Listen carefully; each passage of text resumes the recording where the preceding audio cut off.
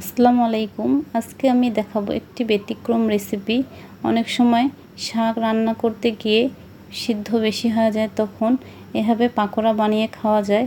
সেজন্য আমি পাকোড়া বানাচ্ছি। প্রথমেই দিয়ে দিচ্ছি পুদিনা পাতা, তারপরে পেঁয়াজ, মরিচ, হলুদ এবং লবণ আর একটু গুঁড়ো মশলা দিয়ে নিচ্ছি। দিয়ে সব কিছু ভালোভাবে মেখে নেব।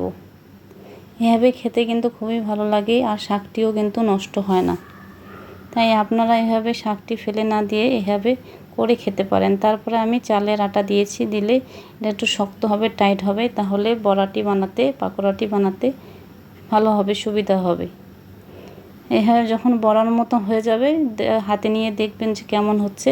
তারপর যদি প্রয়োজন হয় তাহলে আর একটু দেবেন, আমি একটু দিয়ে নিয়েছি। আপনারা এইভাবে করে খেতে পারেন, তাহলে শাকটাও নষ্ট হবে না। সুন্দর বড়া বানিয়ে বিকেলের নাস্তা হিসেবে খেতে পারেন, বা ভাতের সাথে খেতে পারেন, তাহলে ভালো লাগবে। দেখুন, এই যে আমি বানিয়ে নিয়েছি, খেতে কিন্তু খুবই দারুণ হয়েছিল, খুবই ভালো লেগেছিল। আপনারা ইচ্ছে করলেই বানিয়ে খেতে পারেন ভাতের সাথে, খুবই অসাধারণ লাগে। ভালো লাগলে অবশ্যই একটা লাইক দেবেন। ধন্যবাদ।